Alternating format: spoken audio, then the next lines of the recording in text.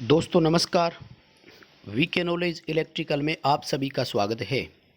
दोस्तों यूपीपीसीएल और यूपीआरवीएनएल के लिए स्पेशल हमने इलेक्ट्रिशियन थ्योरी की डेली डोज के नाम से एक सीरीज स्टार्ट की थी, जिसमें 25 प्रश्न होते हैं जो एग्ज़ाम की दृष्टि से बहुत महत्वपूर्ण होते हैं।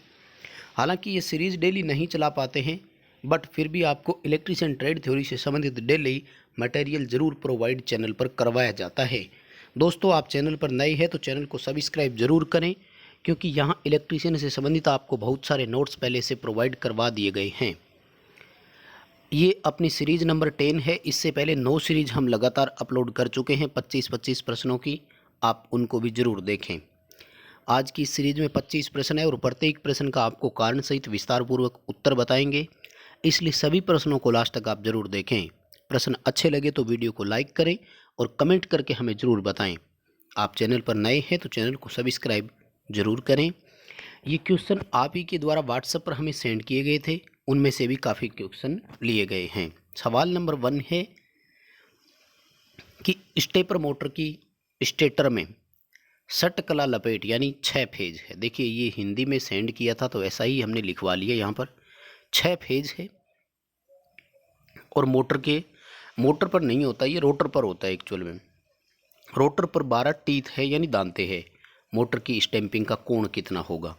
दोस्तों इस तरह का प्रश्न जब भी आए तो इसके लिए एक फॉर्मूला होता है, आपको याद रखना होगा। 360 को डिवाइड करना है फेज इनटू टीथ, ठीक है। अब रोटर में पोल दे रखे होते तो फेज इनटू पोल भी कर देते, अभी फेज इनटू टीथ होगा यानी दांते होंगे।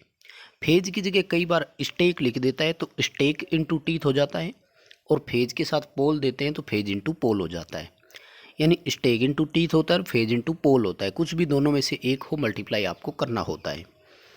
360/6 फेज है, 12 दांते हैं। आप इसको कैलकुलेशन करें और उत्तर का मिलान करें। प्रश्न का उत्तर अपना ए आएगा 5 डिग्री, 5 डिग्री अपने इस प्रश्न का उत्तर रहेगा। अगला क्वेश्चन अपना है कि अर्धचालक पदार्थों में किस तत्व का उपयोग किया जाता है। मुझे समझ नहीं आता कि ये प्रश्न व्हाट्सएप पर मुझे क्यों सेंड किया है, ऐसा क्या था इसमें जो आपको समझ नहीं आया, फिर भी चलिए करवा देता हूँ। देखिए किस तत्व का प्रयोग किया जाता है, तो पीतल तांबा लोहा। मुझे तो नहीं लगता कि ये अर्धचालक है, सिंपल सी चीज़ है, सिलिकॉन और जर्मेनियम ही होगा अर्धचालक के रूप में।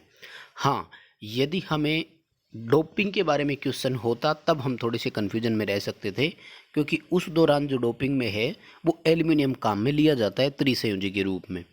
तो उसका जब ऑप्शन होता और डोपिंग क्वेश्चन होता तो थोड़ा सा डाउट हो सकता था। नेक्स्ट अपना क्वेश्चन है, एक परमाणु की दूसरी कक्षा में स्थित इलेक्ट्रॉन की अपेक्षा तीसरी कक्षा में स्थित इलेक्ट्रॉन की ऊर्जा कम या अधिक कैसी होती है। देखो परमाणु में जो इलेक्ट्रॉन्स होते हैं वो कक्षाओं में बंटे होते हैं, KLM इस तरह से क्लासेज चलती है, और इलेक्ट्रॉन डिस्ट्रीब्यूशन का जो फॉर्मूला होता है वो 2n² का रहता है।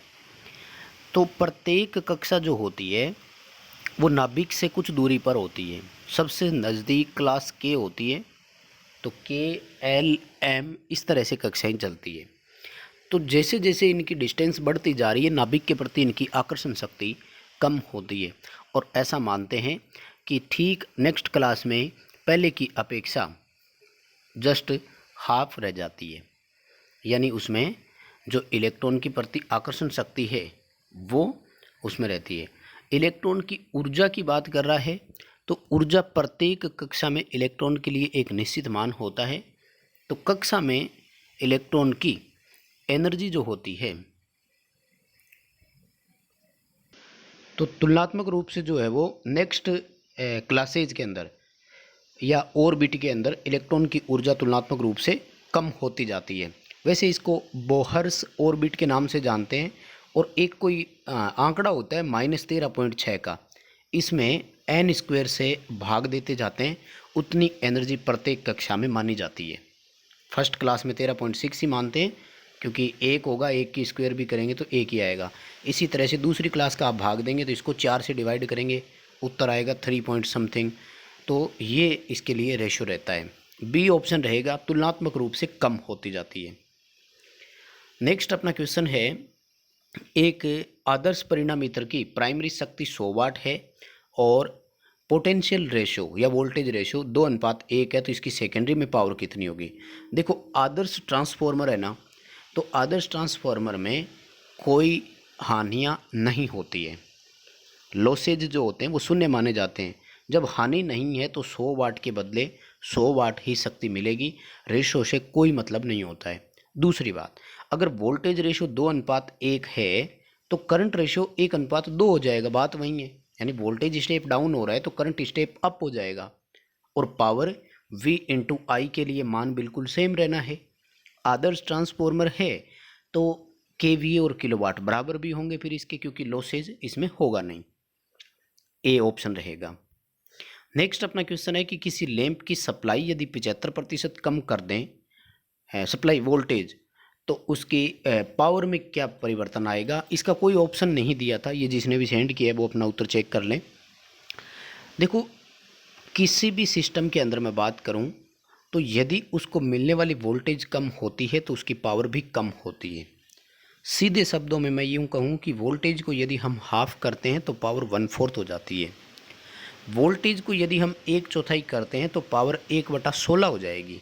मतलब वोल्टेज पहले हमारा 1 था तो पावर भी 1 वाट मान लीजिए कंजप्शन हो रहा है।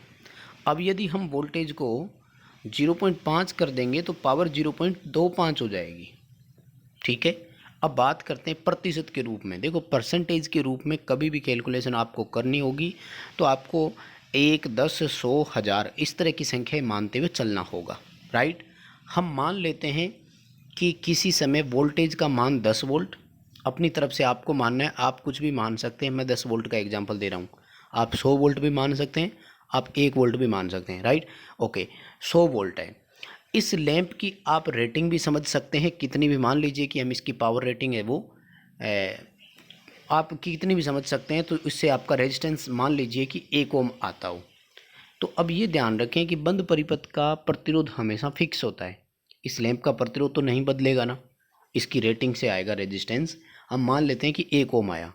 अब देखो 10 वोल्ट भी हम इसको दे रहे हैं, 1 ओम इसका रेजिस्टेंस है, पावर कितनी आएगी V²/R से 10 × 10/1 100 वाट आया। कोई बात नहीं, यानी जब हमने 10 वोल्ट इसको दिया, 1 ओम इसका प्रतिरोध है, तो 100 वाट इसकी शक्ति खपत होती है। ठीक है, अब आ जाइए वोल्टेज को 75% कम करना। 75 मतलब 7.5 वोल्ट कम कर दें, तो अब कितना रह गया 2.5 वोल्ट। देखो प्रतिरोध अब भी 1 ओम ही रहेगा जो पहले 1 ओम था, क्योंकि बंद परिपथ का प्रतिरोध हमेशा फिक्स होता है। उपकरण का भी मान लीजिए हमने लैंप बनाने के लिए टंगस्टन का फिलामेंट यूज किया था, तो फिलामेंट के लिए धातु टंगस्टन ही है, लंबाई चौड़ाई में कोई परिवर्तन नहीं हुआ, तो फिलामेंट के प्रतिरोध में तो किसी प्रकार का परिवर्तन होना ही नहीं है।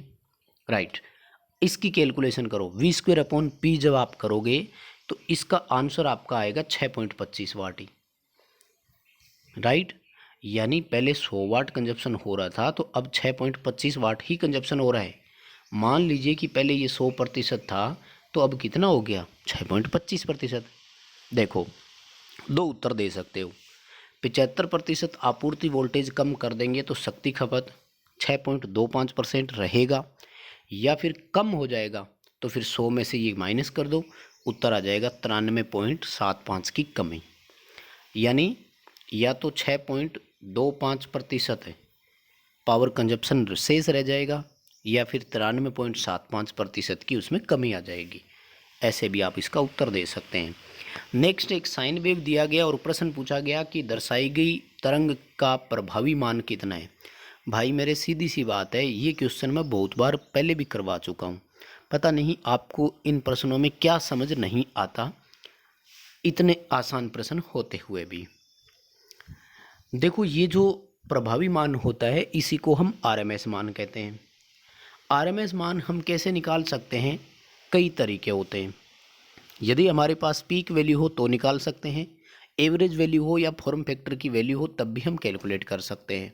देखो ये जो मान 0 से लेकर के शिखर मान के बीच में यहाँ तक का दे रखा है अभी है, और ये वैल्यू है, मैं आपको लिख कर बता दूँ 537 537 वोल्ट है। राइट, 537 वोल्ट इसका शिखर मान है। इसका आरएमएस मान ज्ञात करना है। 0.707 से मल्टीप्लाई कर दो इसको, उत्तर आ जाएगा। जब आप कैलकुलेशन करोगे तो उत्तर 380 वोल्ट आएगा। ए ऑप्शन सही रहेगा। ये जो मान दिया वो होता है ना, यहाँ से लेकर यहाँ तक, ये शिखर मान है। हाँ, अगर इसको यहाँ से यहाँ तक लाइन कर देता ना, तब ये पीक टू पीक हो जाता। तो पहले उसको हम पीक टू पीक के लिए 1/2 कर देते, फिर 0.707 कर देते, उत्तर आ जाता। क्वेश्चन है कि विद्युत चुंबक ट्रांसफार्मर कोर और आर्मेचर बनाने के लिए सबसे उपयुक्त धातु कौन सी है। देखो, वैसे तो इन सब के लिए जब ऑप्शन आए ना, तो अपना ऑप्शन होता है सिलिकॉन स्टील का। बट अब डाउट यही हो रहा होगा सबको कि सिलिकॉन स्टील का ही ऑप्शन नहीं है, तो कुछ लोग स्टील की ओर चले जाते हैं, जबकि ऐसा नहीं होता है। इन सब के लिए जो लेमिनेटेड सिलिकॉन स्टील की कोर होती है वो कोल्ड रोल्ड ग्रेन ओरिएंटेड होती है, इसीलिए हम इसको शॉर्ट में CRGO बोलते हैं। यानी ठंडी करके फोर्जिंग अवस्था में होती है, और ग्रेन ओरिएंटेड मतलब होता है दानेदार करके इनको बनाया जाता है। ए ऑप्शन रहेगा CRGO। नेक्स्ट अपना क्वेश्चन है कि डेल्टा स्टार कनेक्टेड एक 3 फेज ट्रांसफार्मर में प्रति टर्न वोल्टेज 7.9 वोल्ट है। लो वोल्टेज और हाई वोल्टेज साइड टर्न की संख्या कितनी होगी। ये देखो, वोल्टेज इसने यहाँ तो नहीं दिया, पर इंग्लिश की साइड में दिया हुआ था। ठीक है, इंग्लिश की साइड में देखो वोल्टेज कितना लिखा है, 6600 और 440 वोल्ट। राइट, देखो जब भी इस तरह का क्वेश्चन आए तो लो वोल्टेज साइड कौन सी बन रही है, 440। हाई वोल्टेज साइड कौन सी बन रही है, 6600 वोल्ट। टर्न प्रति वोल्ट का मान, यानी एक जो प्रति टर्न वोल्टेज का मान है, एक टर्न के लिए जो है वो वोल्टेज बन रही है 7.9 वोल्ट। राइट, तो इनको 7.9 से आप डिवाइड कर दो, उत्तर आ जाएगा। यानी 6600 बटे 7.9 कर दो, 440 बटे 7.9 कर दो, उत्तर आ जाएगा। अपने क्वेश्चन का आंसर उत्तर आएगा B, 55 और 835। नेक्स्ट अपना क्वेश्चन है कि एक उर्मी का फिल्टर परिपथ का मुख्य डिवाइस कौन सी होती है। देखो, रिपल दूर करने के लिए जो फिल्टर सर्किट लगाते हैं कौन सा होता है, रेक्टिफायर से जो आउटपुट प्राप्त होती है वो रिपल्स कहलाती है, पल्सेटिंग DC। तो इसके लिए देखो मेन डिवाइस पूछ रहा है, तो सबसे उपयुक्त डिवाइस कैपेसिटर होती है। हालांकि फिल्टर सर्किट में R, L और C, रेजिस्टर, इंडक्टर, कैपेसिटर, तीनों घटक होते हैं। चौक भी लगती है फिल्टर सर्किट में, ध्यान रखना। लेकिन सबसे उपयुक्त मेन या मोस्ट इंपॉर्टेंट डिवाइस है तो वो है कैपेसिटर। नेक्स्ट अपना क्वेश्चन है कि 0.01 एम्पियर किसके बराबर है। माइक्रो एम्पियर है, नहीं समझ में आता सबको सोल्व करके देख लो यार। माइक्रो का मतलब होता है 10⁻⁻⁶, यानी 10 में 1 लाख का है, 10 लाख का आपको भाग देना है। ठीक है, इसी तरह से 100 में भाग देना है। देखो करना क्या होता है, जब माइक्रो हटाते हैं तो 10⁻⁶ से डिवाइड करते हैं, माइक्रो लगाना होता है तो 10⁻⁶ से मल्टीप्लाई कर दो। यानी इसको हमें 10⁻⁶ से मल्टीप्लाई करना है। राइट, ठीक है, जब इससे हम मल्टीप्लाई करेंगे तो आंसर कितना आएगा, 2 तो यहाँ हो जाएंगे, और उसके बाद में 3, 4 और 5। ठीक है, कौन से बनेंगे, 1, 2 ये हो जाएंगे, और फिर अपना 4 जीरो इस साइड आएगी। तो D ऑप्शन रहेगा अपना, 10,000 माइक्रो एम्पियर आएगा। तो क्वेश्चन का आंसर अपने D कर देंगे, 10,000 माइक्रो एम्पियर होगा। और नेक्स्ट अपना क्वेश्चन है कि एक 10 ओम प्रतिरोधक तथा एक 5 ओम प्रतिरोधक को किसी DC वोल्टेज स्रोत से समांतर में जोड़ा गया था। सोर्स वोल्टेज से ली गई कुल धारा 15 एम्पियर है। 5 ओम के प्रतिरोध में से कितनी धारा चलेगी। देखो सोर्स की वोल्टेज नहीं बताई, लेकिन समांतर में बता दिया ना, कोई बात नहीं। हमें क्या करना होता है, देखो समांतर में प्रतिरोधकों का अनुपात देख लो। प्रतिरोध का अनुपात R1:R2 कितना आ रहा है, 2:1। R1 10 ओम का है, R2 5 ओम का है। तो जो I1 और I2 होती है वो R1 R2 की अपोजिट होगी। धारा का मान कितना होगा फिर, 1:2। टोटल 15 एम्पियर की करंट है, उसको 3 भाग में बांट दीजिए, 5-5 एम्पियर का बना, तो 5 × 2 10 एम्पियर करंट चलेगी। यानी 5 ओम वाले में से कितना करंट फ्लो होगा, 10 एम्पियर, और 10 ओम वाले में से कितनी चलेगी, 5 एम्पियर। टोटल कितनी हो गई, 15 एम्पियर। अगला अपना क्वेश्चन है कि कांस्टेंट वोल्टेज सोर्स जो होते हैं उसमें क्या होता है। स्थिर वोल्टेज सोर्स भी इसको बोल सकते हैं, और आदर्श वोल्टेज सोर्स भी इसको आप बोल सकते हो। तो इनकी इंटरनल रेजिस्टेंस लो होता है, आंतरिक प्रतिरोध इनमें निम्न पाया जाता है। नेक्स्ट अपना क्वेश्चन है कि एक डायग्राम दिया गया था अपने को और इसमें पूछा कि इंडक्टर में धारा का मान कितना है। देखो ये इंडक्टर एल लिखा हुआ है। देखो टोटल करंट 5 एम्पियर बताया और जो आर और सी ब्रांच है इसके लिए भी 5 एम्पियर जाते हुए दिखा दी और कैपेसिटर में से 4 एम्पियर करंट जाते हुए शो कर दिया। अब समस्या क्या होगी, कन्फ्यूजन ये हो रही है कि जब 5 एम्पियर टोटल करंट है, 5 ही आगे फ्लो हो रही है, तो फिर इंडक्टर में करंट आई कहाँ से।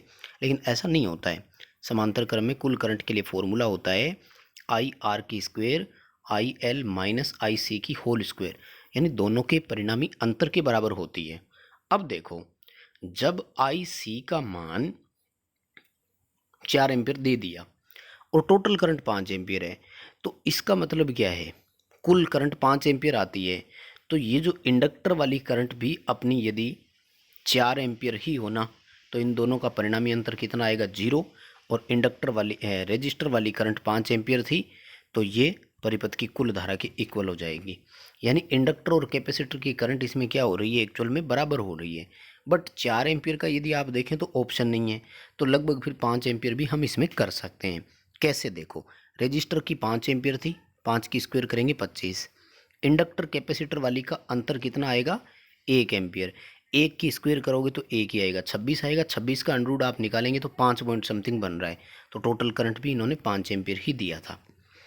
तो इंडक्टर में करंट 4 एम्पियर ऑप्शन होता तो वो कर देते, नहीं अभी तो अपने को 5 ही करना होगा। नेक्स्ट अपना क्वेश्चन है कि एक प्रेरण कुंडली है जिसमें 0.2 सेकंड में धारा का मान 2 एम्पियर से 7 एम्पियर हो जाता है और 20 वोल्ट प्रेरित होता है, तो कॉइल का सेल्फ इंडक्टेंस की वैल्यू बताइए कितनी है।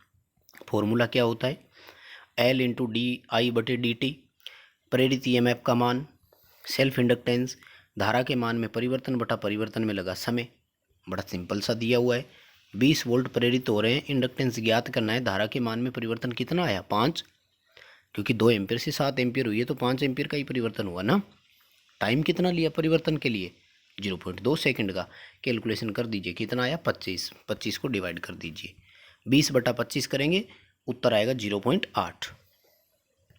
नेक्स्ट अपना क्वेश्चन है कि एक सभा कक्ष में आपको निम्न संस्थापना करनी है वायरिंग के लिए। 6 एम्पियर के 3 पिन वाले 8 सॉकेट, राइट, ठीक है, 8 पिन हो गए। देखो 8 सॉकेट हो गए 3 पिन वाले।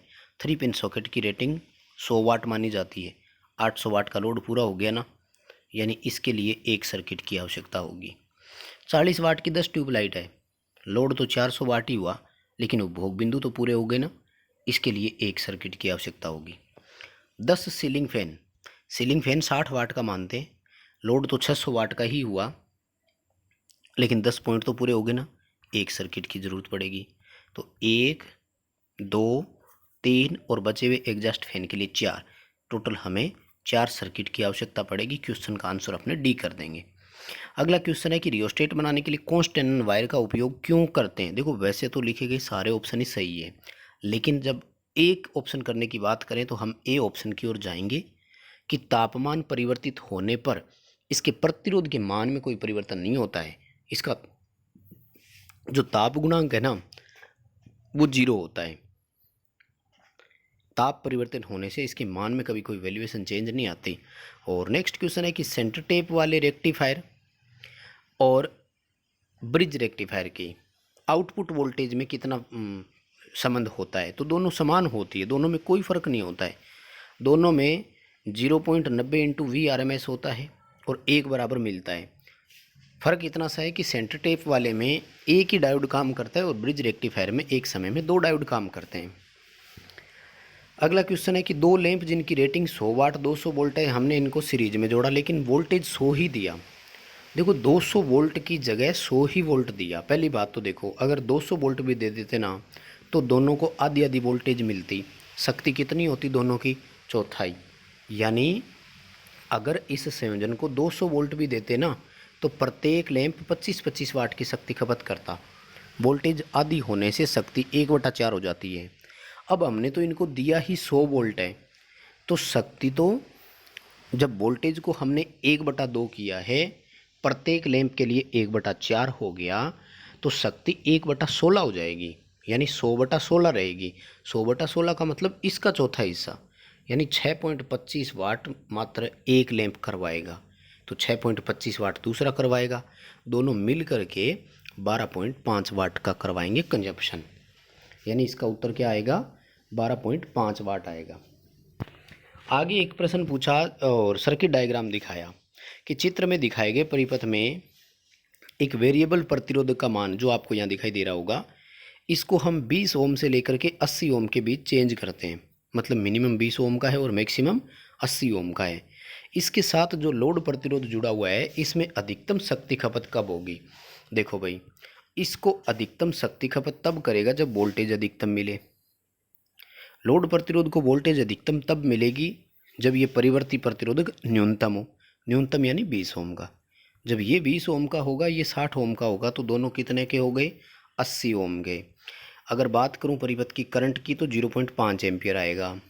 ठीक है, अब आई स्क्वेयर इंटू आर कर दो, यानी 0.5 इंटू 0.5 इंटू 60।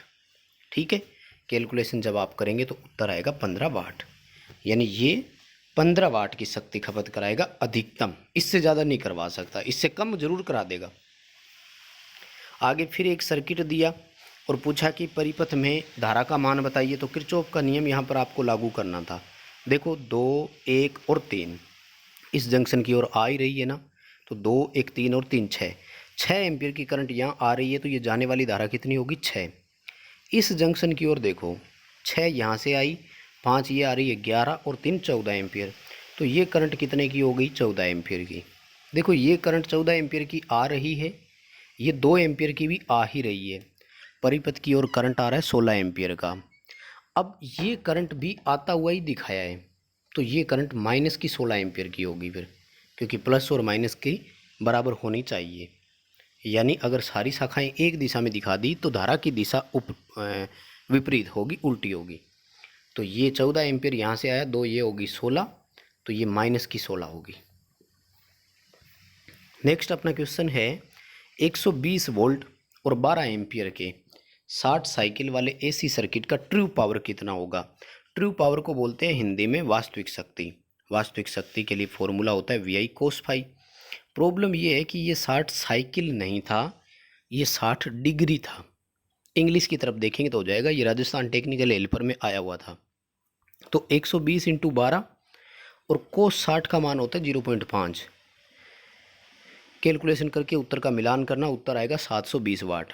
ये 60 साइकिल नहीं 60 डिग्री था, और cos 60 की वैल्यू निकालनी थी, वो होती है 0.5। अगला अपना क्वेश्चन है कि नियत गति से चल रहे सीरीज जनरेटर में यदि भार बढ़ेगा तो वोल्टेज का क्या होगा? देखो सीरीज जनरेटर में ये आर्मेचर है, ये फील्ड वाइंडिंग है, यहाँ पर अपना लोड है। यदि लोड बढ़ेगा तो लोड की करंट बढ़ेगी, लोड करंट बढ़ेगी तो सीरीज करंट भी बढ़ेगी, आर्मेचर करंट भी बढ़ेगी। यानी भार धारा बढ़ने से आर्मेचर में ड्रॉप भी बढ़ेगा, फील्ड में ड्रॉप भी बढ़ेगा, इसलिए वोल्टेज घटेगी। अगला अपना क्वेश्चन है कि परिपथ एसी हो या डीसी, किसी इलेक्ट्रॉनिक घटक में प्रवाहित धारा घटाने के लिए सबसे उपयुक्त युक्ति तो वो होता है प्रतिरोधक। वोल्टेज ड्रॉप करवाना है, करंट को सीमित करना है, तो प्रतिरोधक। अब आप देखो इलेक्ट्रॉनिक डिवाइस में भी रजिस्टर खूब लगते हैं कलर कोड वाले, और इलेक्ट्रिकल में भी आप देखो खूब लग रहे हैं, स्टार्टर होते हैं। अगला अपना क्वेश्चन है कि करंट ट्रांसफार्मर की प्राइमरी में जब धारा चल रही हो, सीटी की बात कर रहा है, ये करंट हाई करंट मापने के लिए काम में आती है। याद रखें कि जब भी सीटी का उपयोग हो तो इसकी सेकेंडरी को कभी ओपन नहीं रखा जाना चाहिए, या तो एमीटर लगा हुआ हो अथवा शंट प्रतिरोधक के माध्यम से इसकी सीटी की सेकेंडरी को सदैव शॉर्ट कर देना चाहिए, अन्यथा इसकी कोर सेचुरेट होगी और सीटी फट सकती है, ब्लास्ट हो सकता है। नेक्स्ट क्वेश्चन है कि वह युक्ति जो भौतिक राशि को वैद्युतिक राशि में परिवर्तित करती है, तो उस राशि युक्ति को हम ट्रांसड्यूसर बोलते हैं, हिंदी में परातंत्र के नाम से भी बोलते हैं। ध्वनि ऊर्जा को विद्युत ऊर्जा में, विद्युत ऊर्जा को ध्वनि ऊर्जा में बदलता है। 2 एग्जाम्पल इसके होते हैं, लाउड स्पीकर और माइक्रोफोन। तो दोस्तों ये थे आज के 25 प्रश्न अपने इस सीरीज में। क्वेश्चन पसंद आए तो वीडियो को लाइक ज़रूर करें, कमेंट करके ज़रूर बताएं आपको प्रश्न कैसे लगे। चैनल पर नए हो तो चैनल को सब्सक्राइब जरूर करना।